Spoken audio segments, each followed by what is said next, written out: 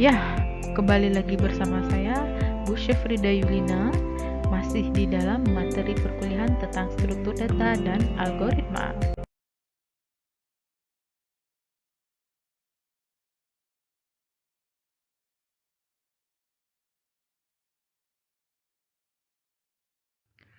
Mengapa seorang programmer itu wajib mempertimbangkan atau memperhatikan kebutuhan untuk menentukan struktur data yang tepat? Ada 3 hal yang penting, yaitu pertama, untuk kecepatan prosesor data kita. Yang kedua, dari sisi pencarian data. Yang ketiga, dari segi multiple request, banyaknya permintaan dari user. Menurut buku Kadir pada tahun 2014, menyatakan struktur data itu adalah pengaturan suatu data di dalam memori komputer agar dapat diakses secara efisien.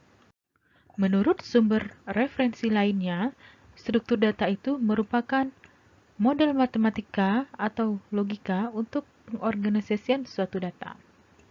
Kemudian, struktur data itu merupakan suatu wadah data. Dan selanjutnya, struktur data itu bisa dikatakan sebagai tipe data. Mari kita lihat hubungan antara struktur data dengan algoritma. Bisa kalian perhatikan gambarnya, di mana struktur data itu merupakan suatu wadah data atau penampung data. Untuk menampung suatu data, kita membutuhkan suatu algoritma atau tahapan-tahapan dalam memproses suatu data. Data yang akan ditampung ke dalam struktur data itu bisa dilakukan pemanipulasian data, contohnya apakah data itu akan dimasukkan, atau data itu akan dikeluarkan, atau data itu boleh dimodifikasi. Dalam memanipulasi data ke dalam struktur data, kita wajib mengetahui tipe-tipe data yang ada di pemrograman. Terdapat 2 buah tipe data. Yang pertama yaitu tipe data primitif, yang kedua yaitu tipe data bentukan.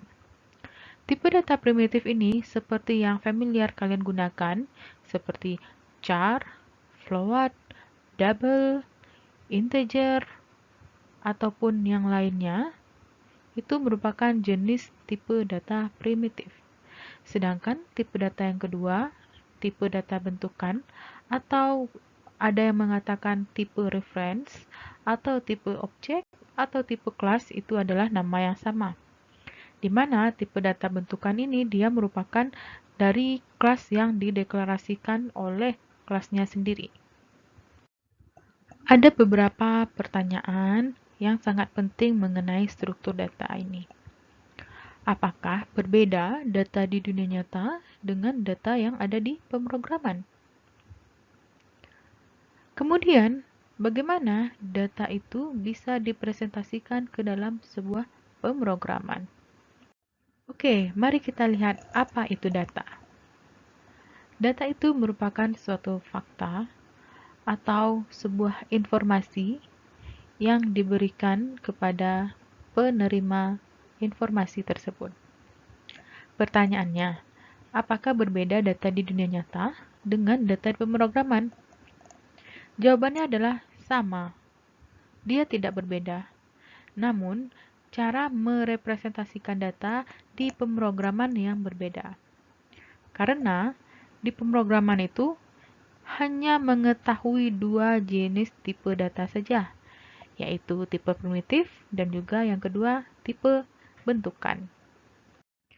Saat program berisi dataset yang besar, maka sulit dalam melakukan pencarian data tersebut.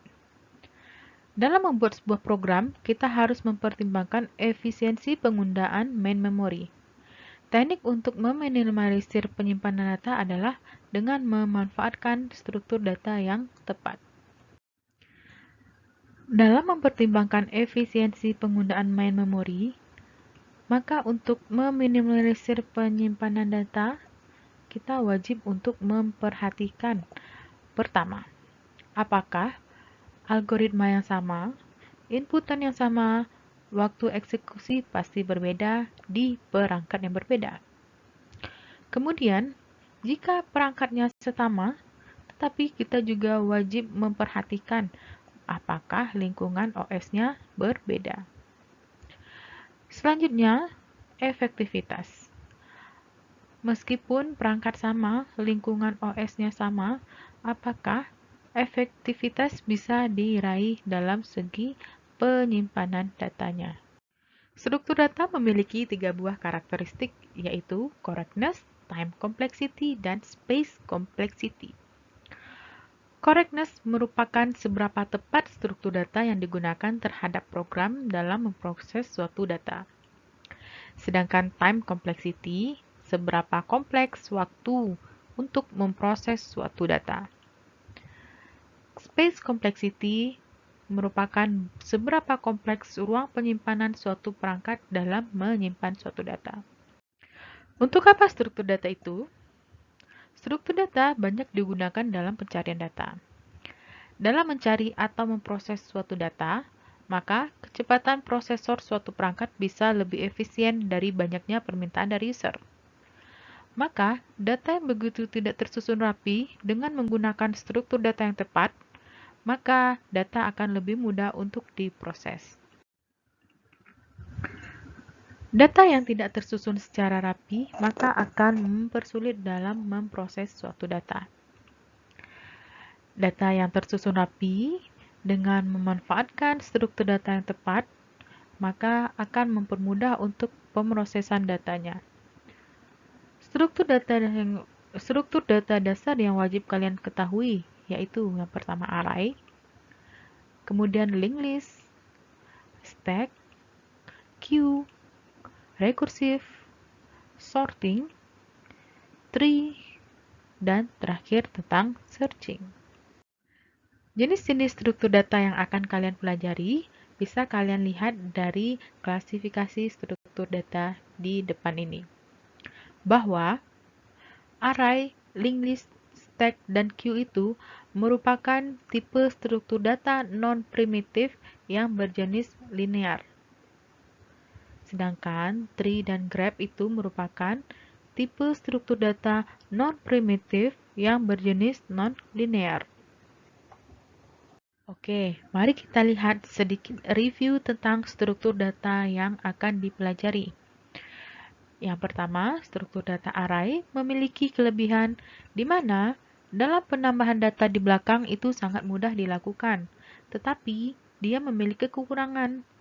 Ukuran tetap yang dimiliki oleh array akan mengakibatkan penghapusan data lambat dan pencarian data yang sangat lama sekali.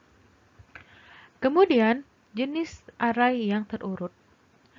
Kelebihannya sama dengan array biasa, tetapi dengan dia data yang terurut ini, dia melakukan pencarian lebih cepat dibanding array biasa. Sementara kekurangannya sama dengan array biasa. Lalu, struktur data stack. Struktur data stack ini memiliki kelebihan penambahan dengan cepat, akses terhadap data yang terakhir dilakukan sangat cepat.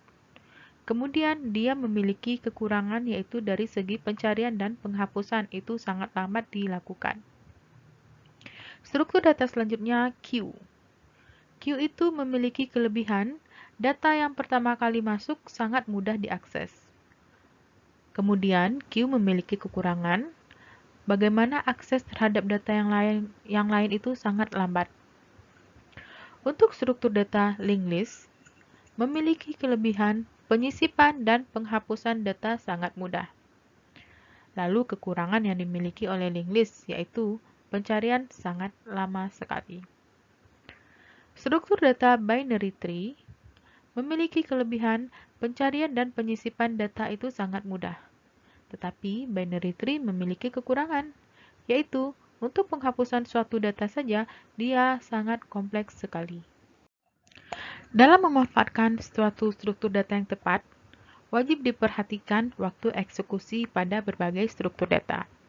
Terdapat 3 buah waktu eksekusi pada struktur data, yaitu 1. Worst case, artinya di sini operasi struktur data itu memakan waktu yang maksimum atau sangat lama.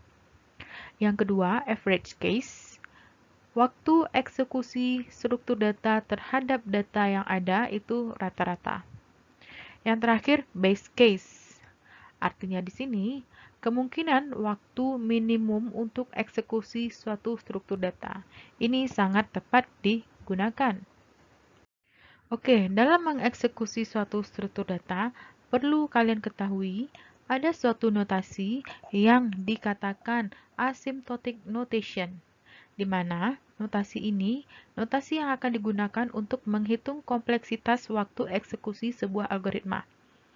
Ada 3 asymptotic notation, yaitu Big O notation dilambangkan dengan huruf O besar, Omega notation dilambangkan dalam bentuk omega, kemudian Theta notation dilambangkan dalam bentuk theta. Big O notation ini artinya bagaimana suatu struktur data itu mengukur dari worst case sebuah algoritma. Sedangkan Omega notation berfungsi untuk mengukur best case sebuah algoritma. Yang terakhir, Theta notation berfungsi untuk mengukur average case suatu algoritma. Ya, mari kita lihat analogi struktur data di kehidupan sehari-hari. Banyak sekali analogi yang bisa kalian perhatikan di dalam kehidupan kalian sehari-hari. Di sini beberapa saya tampilkan. Contohnya yang pertama itu adalah pengarsipan kartu pasien, kemudian data transaksi sebuah bank, lalu data di suatu media sosial, kemudian pencarian lokasi tertentu, lalu antrian pada suatu acara atau kegiatan, dan terakhir pemesanan suatu tiket.